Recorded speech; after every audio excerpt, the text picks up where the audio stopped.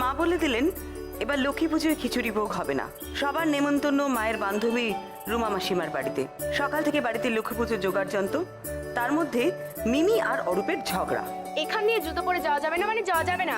আমি এখান দিয়েই যাব, দেখি আমায় কে আটকায়। সন্ধেবেলায় লক্ষ্মী পুজো, তার মধ্যেই আশিস খারাপ খবরটা আনলো। রুমা মাসিমার ছোট ছেলে ববির বউয়ের নাকি গ্যাস সিলিন্ডার বাস্ট করে অ্যাক্সিডেন্ট হয়েছে। মাকে নিয়ে আমি আর নন্দা গেলাম ওদের বাড়িতে।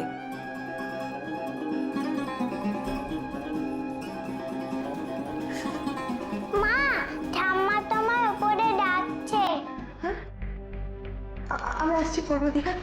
আসতে যাও, আসতে যাও, কাঁচ আছে চারিদিকে। তোমার ঠাম্মা কোথায়? উপরে? তোমরা হাসপাতালে যাওনি?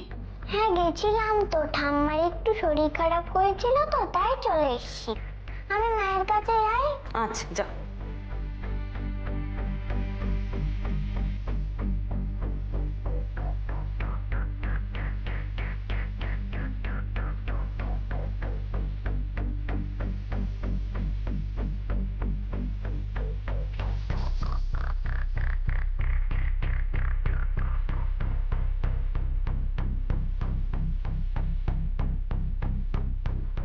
বড় বৌমা, তুই ওই সাংঘাতিক জায়গাটা গেলে কেন? মা চলুন, মাসিমা উপরে আছেন, দেখা করে আসি আমরা। না বড় বৌমা, আজ বরঞ্চ থাক, আমরা বরঞ্চ কাল এসে দেখা করব। আজ চল আমরা চলে যাই। কেন এরকম করছেন? কিছু হবে না, আসুন আসুন আসুন। এটা ভালো দেখায় না, বাড়িতে এসে দেখা না করে এভাবে চলে যাওয়া। কি ভাবে বলুন তো রুমা মাসিমা? এখন আর চোখে জল ফেলে কি হবে? তোমার জন্য, শুধুমাত্র তোমার জন্যই আজ এই দুর্ঘটনাটা ঘটেছে। ভয় আমার হাত পা একবার ঠান্ডা হয়ে আসছে। এত বড় একটা সর্বনাশ করে তুমি এখন বিশ্বাস করো, আমি চুপ করো, আর সাফাই গাইতে হবে না। কি যে হবে এখন জানি না, তবে আজ যদি ছোট বৌমার ভালো মন্দ কিছু একটা হয়ে যায় না, তাহলে মনে মনে জেনো তোমার বেখেয়ালের জন্যই এত বড় একটা ঘটনা ঘটে গেল। আপনি এরকম করবেন না, করবেন না। আমার স্পষ্ট মনে আছে। থামো, তোমার স্পষ্ট মনে থাকাটা যে কি, সেটা এত বছর ধরে তোমাকে দেখে দেখে আমাদের সকলকারই জানা হয়ে গেছে। তুমি যে কি করেছো সে সম্পর্কে কোনো ধারণা আছে তোমার? আমরা তো না হয় বাড়ির লোক, কিন্তু ছোট বৌমার বাবা মা চলে এলে ওদেরকে কি বলবে ভেবেছো কিছু? ওরা কিন্তু যে কোনো মুহূর্তে চলে আসবে বড় বৌমা, সোজা এখানে এসে উঠবে। ববিকে ফোন করে জানিয়েছে।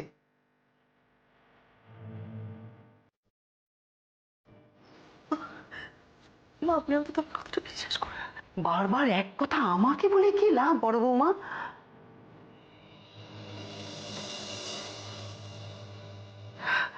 তোমার কি আদৌ খেয়াল থাকে তুমি কখন কি করো, কখন কি না করো?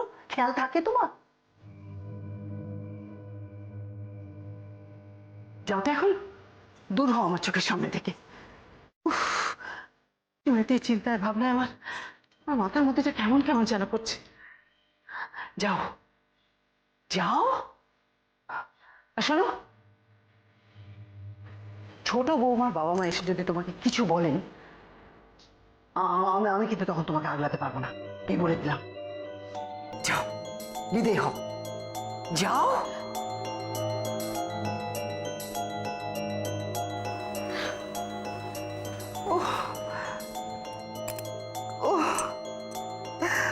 মাথাটা ছিঁড়ে যাচ্ছে। উফ মা গো।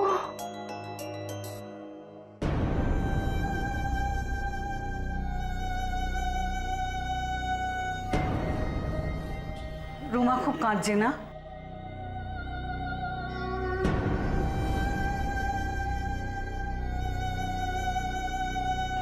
বড়দি, তুমি মাকে একটু বোঝাও না। মা আমার কথা কিছুতেই বিশ্বাস করতে চাইছে না। আমি রান্নাঘর থেকে গ্যাস অন করে বেরোইনি, আমি তো গ্যাসে হাতই দিইনি। মা কিছুতেই বিশ্বাস করছে না আমাকে বড় মাদি।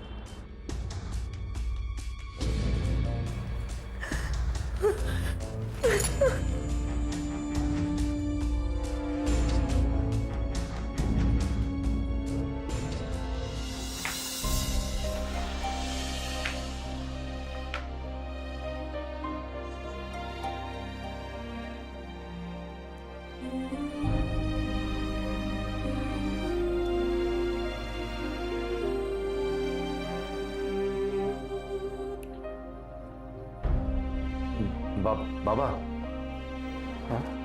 কবি, কবি, তুই কখন এলি বাবা? ওই নার্সিং হোমের খবর কি? বৌমা ভালো আছে তো? ভালো নেই, আমি তো মা কি ওপরে?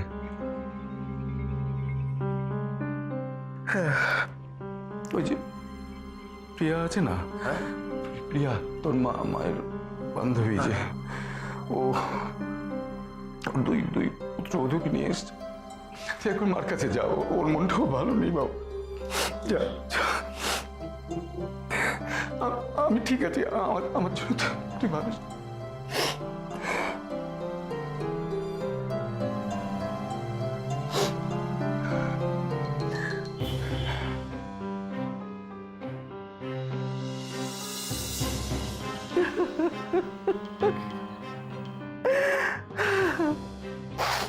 রান্না বান্না কিচ্ছু জানতো না জানো, বড় লোকের আদরে মেয়ে তো, কি যে মাথায় ভূত চাপলো কে জানে। খুব বায়না করলো, খুব। আর আমিও বোকার মতো রাজি হয়ে গেলাম।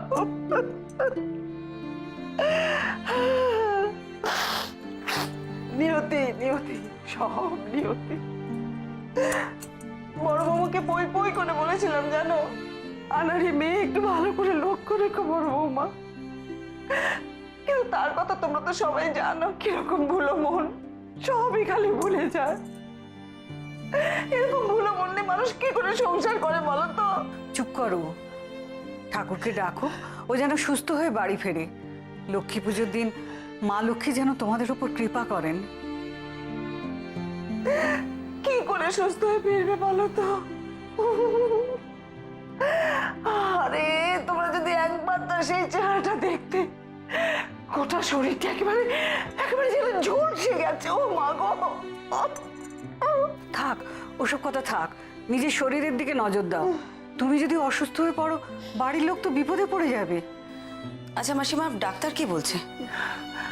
আশাতে কিছু দিচ্ছে না মা, কিচ্ছু আশা দিচ্ছে না। কবিটা সকাল থেকে বলছিল জানো, গ্যাসের গন্ধ পাচ্ছি, গ্যাসের গন্ধ পাচ্ছি। আমার চাই সর্দিতে নাক বন্ধ, আমি কোনো গন্ধই পাচ্ছি না। কিন্তু বড় বৌমা, সে তো 14 বার রান্না করে যাচ্ছে আসছে, যাচ্ছে আসছে, তার নাকেও কি কোনো গন্ধ আসেনি? হঠাৎ দম করে একটা আওয়াজ, কি বিভৎস আওয়াজ! আওয়াজটা কানে আসতে ছুটতে গেলাম রান্না করে, আর গিয়ে গিয়ে যে বিভৎস দৃশ্য দেখলাম। ও মা গো, মেয়েটার গোটা শরীরটা একেবারে। থাক থাক থাক থাক, রান্নাটা বোধহয় মাটিতে বসে করছিল, তাই না? সেই জন্যই আরো বেশি পুড়েছে। করছিলই তো, আমি তো বললাম ওই ধাপের উপরে নিত্যদিনের এটুকাটা রান্না বান্না হয়, ওখানে করার দরকার নেই, নিচে বসে বরং করো। ঠাকুরের রান্না বলে কথা, আমিই করি জানো, প্রতি বছর আমিই করি। ওই বাইরেটায় বসে মাটির উনুনে রান্না করি। তোরা তো ছেলে মানুষ, ওরা কি পারবে মাটির উনুন সামলাতে? তাই বললাম যে থাক, গ্যাসেই করো। কোন কুক্ষণে যে বলেছিলাম।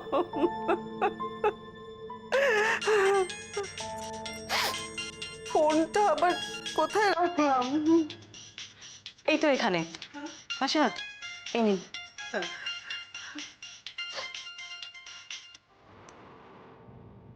হ্যাঁ হ্যাঁ, ওরা তো চলেই এসেছে প্রায়। কি করে যদি সামনে গিয়ে মুখ দেখাবো বুঝতে পারছি না।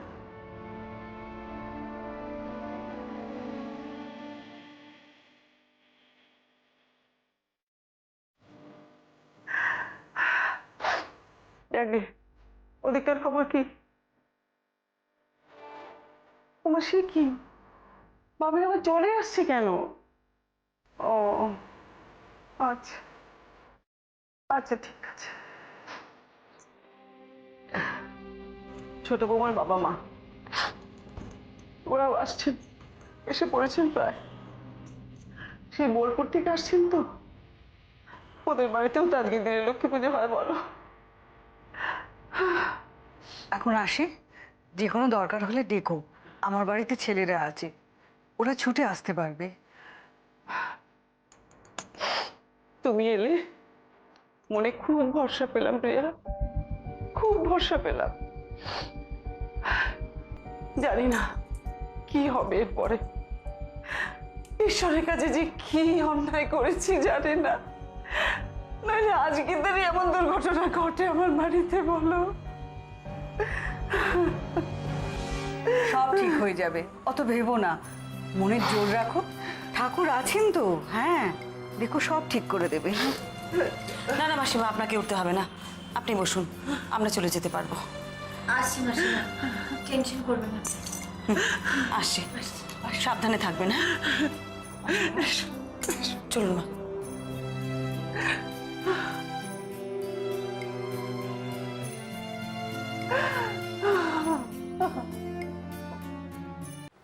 ভাই ভাই আমার কথা শোন, ববি অ্যাটলিস্ট আমার কথাটা শোন। আমাকে কেন দায়ী করছিস? এটা তো একটা অ্যাক্সিডেন্ট। অ্যাক্সিডেন্ট? তুই সেটা বলছিস? আরে কেউ না জান, তুই তো জানতি যে দীপা কোনদিন রান্নাঘরে পর্যন্ত ঢোকেনি, আর তুই ওকে অত তাড়া দিতে শুরু করলি। এরকম তাড়া না দিলে ও হয়তো... আমি কি করব? আমি আমি কি করব রে? আমাকে তো সবাই তাড়া দিচ্ছিল। আর তুই কি মনে করিস ভাই, এই ঘটনাটা তাড়া দেওয়ার জন্য হয়েছে? দেখ, কিসের জন্য হলো, কেন হলো সেটা আমি জানি না, কিন্তু হয়েছে তো। দীপার ওই অবস্থা দেখে ডাক্তার তো অ্যাসিওরেন্সও দিচ্ছে না। ববি,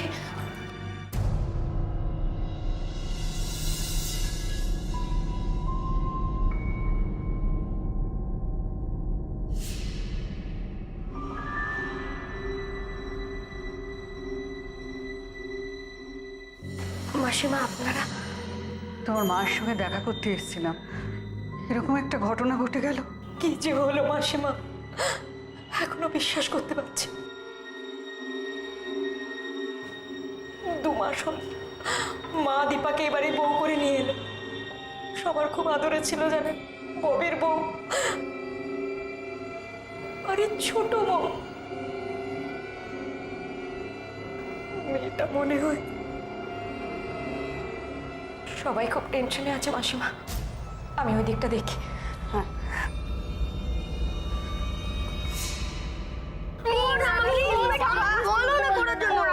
তুমি একটু ঠাম্মা থেকে পারমিশনটা প্লিজ করিয়ে দাও। আমরা তো সবাই ঠিক করে ফেলেছি, নিজের হাতে ভাজি বানাবো। পাজি? পাজি আবার বানানো যায় নাকি? পাজি কি করে বানাবি?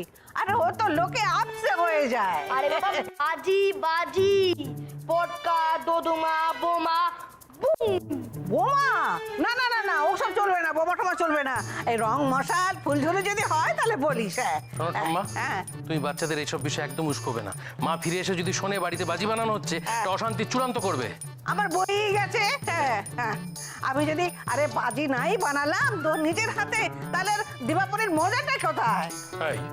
এই আবার ঝামেলা লাগলো কিন্তু। হ্যাঁ, বাচ্চারা বাজি বানাবে এটা কিন্তু তোদের মা কিছুতে অ্যালাউ করবে না। বলছি তো, শুনছে কে? ওসব ঘটনা শুনে ও বাড়িতে গেছে। হ্যাঁ, তোর মা ফিরে এসে কি মেজে থাকবে কে জানে। বল না, বোঝা না। মা, আমি বলছিলাম কি ঠাম্মা, এবার বরং থাক, আমি বরং বাজি বাজার থেকে ওদের জন্য দারুণ দারুণ সমস্ত বাজি নিয়ে আসবো। এই তোদের কি কি লাগবে আমাকে একটা লিস্ট করে দিস তো।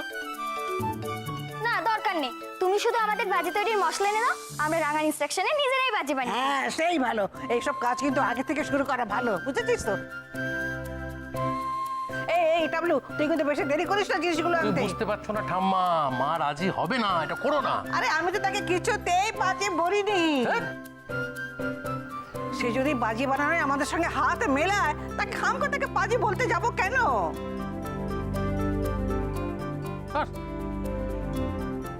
মা, মা কথাটা বাজি নয়, রাজি রাজি রাজি। আমি বলছি প্রিয়া রাজি হবে না। হ্যাঁ ওটাই তো তার কাজ। আরে বাবা, এখনো তো ওরা ছোট আছে না। আমি তো জানি ওটাই ওর কাজ। हम नहीं सुनेगा। আচ্ছা বাচ্চাগুলো করবো আতপাত করে মানুষ করার আমি ঘোর বিরোধী। আপনাকে ছোট ছিলাম না, নাকি আগে দোষটা করিনি? হ্যাঁ না না না, যা গেছে ছেড়ে দাও। এই শোন শোন, এই মশলা টশলাগুলো, এই মশলাটাই কিন্তু হচ্ছে আসল, বুঝতে পেরেছিস তো? হ্যাঁ, সেটা ভালো করে মাখতে হবে, এ করতে হবে, সব অনেক ব্যাপার আছে। ইয়ে আমি মানে বলছিলাম যে দেবল, তুমি থামো না। মা আসলেই না হয় মা আর ঠাম্মির মধ্যে বোঝাপড়াটা হবে। আর তাছাড়া ঠাম্মি এই বয়সে সবকিছুতে এত উৎসাহ নিয়ে কিছু যখন একটা করতে চাইছে, তখন কি আমাদের বাধা দেওয়া উচিত? হ্যাঁ, আরে আমি তো বহু বছর ধরে বাজি বানিয়েছি, তুবড়ি বানিয়েছি। আমার সেজ কাকা নিজের হাতে ধরে আমাকে তুবড়ির মশলা মাখতে শিখিয়েছিল। তাই রাঙা, তুমি তুবড়ি বানাতে জানো? তবে আর বলছি কি, আরে আমার বানানো তুবড়ি 3 তলার সমান উঠতো। আর সব দেশের বাড়িতে ওই তুবড়ির প্রতিযোগিতা হতো, আমি কত মেডেল পেয়েছি। ইয়ে মানে ঠাম্মা, এটা একটু বাড়াবাড়ি হয়ে গেল না? 3 তলার সমান উঁচু তুবড়ি, যদি ডিসকাউন্ট দিয়ে 1 তলা বলতে তো মনে হয় মেনে নেওয়া যেত। এই 3 তলা হলে ক্ষতি কিনে ছোড়া? হ্যাঁ, আমি কি বানিয়ে বলছি নাকি? এই দেশের বাড়িতে সব মেডেলগুলো আছে, আনিয়ে দেখে নিতে পারিস। হ্যাঁ দেবল, ঠাম্মি একদম ঠিক কথা বলছে। আমিও তো দেখেছি 3-4 তলা অব্দি তুবড়ি হয়। ওই তো আমাদের পাড়ায় কম্পিটিশন হয়েছিল, তখন আমি দেখেছি, জানো? হ্যাঁ, এবারও দেখবে, বাড়িতে বসে দেখবে। তুবড়ি বানাবো, রং মশাল বানাবো, ওসব কারিগরি আমার জানা আছে। হলো, এই বয়সে মায়ের এনার্জিটা দেখছিস, এখন আমাদের টেক্কা দিতে পারে। সবই বুঝতে পারছি বাবা, কিন্তু চিন্তা হচ্ছে কি বলতো, এই বাচ্চাগুলো এত বাঁদর না, একটা কোনো দুর্ঘটনা ঘটিয়ে ফেললে কেলেঙ্কারি হবে তো। মা শোনো, দেখো তুমি বাজি বানাতে চাইছো বানাও, কিন্তু এটা করতে গেলে তো একটা বিপদের সম্ভাবনা থাকে, সেটা তো উড়িয়ে দেওয়া যাচ্ছে না। হ্যাঁ, হঠাৎ যদি কিছু একটা ঘটে যায় তখন? কেন কেন ঘটবে? কেন ঘটবে কেন? আমি কি এতটা বেয়াক কেলে নাকি? দেখ সমীর, তোর বউ একটা ভিতর ডিম আর তুই হচ্ছিস ডরপোক। শোন, এই পুজোর দিনে তুই ঘরের মধ্যে কানের তুলো গুঁজে দরজা বন্ধ করে বসে থাকিস। আমি বাজি বানায়েগা, তুবড়ি জ্বালায়েগা, বল দিয়া তো বল দিয়া, ব্যাস।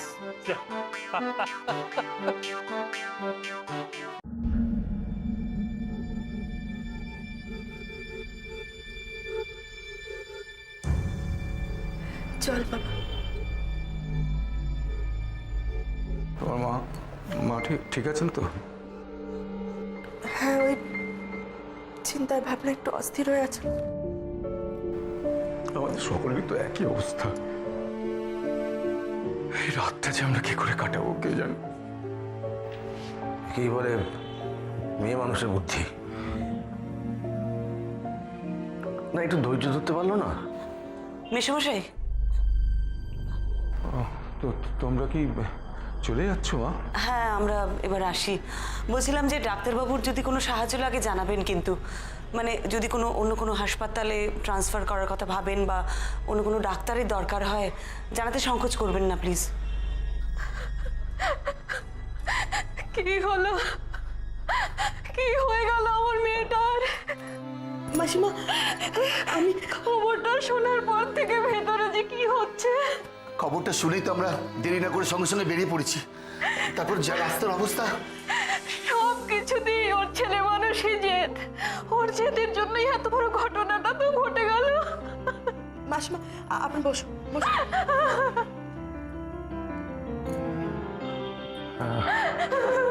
আরে তোর মাকে একবার ডেকে নিয়ে আয় না, ওনারা এসছেন।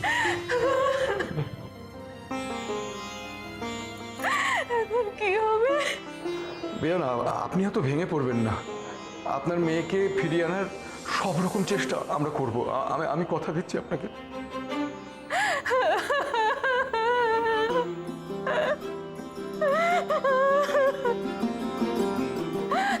কত শখ করে আমায় বলেছিল মা আমি ভোগের খিচুড়ি রান্না করব।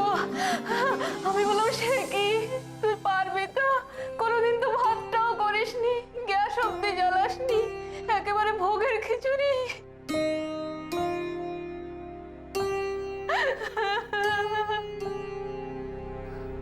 ওর মা কতবার বারণ করেছিল, কিন্তু কিছুতেই শুনলো না। আমাকে বললো মা তুমি লিখে দাও কিভাবে রান্না করে আমি ঠিক পারবো, আমার মেয়েটা বড় জেদি, বড্ড জেদি, বড্ড জেদি। আমি তোমায় বলেছিলাম না যে তোমার মেয়ে মোটেই সাবধানী নয়? কি দরকার ছিল আগুন টাগুন নিয়ে কাজ করার? না আমি কিন্তু বলেছিলাম যে গ্যাসটা প্রবলেম করছে। হ্যাঁ আমিও তো তাই বলেছিলাম,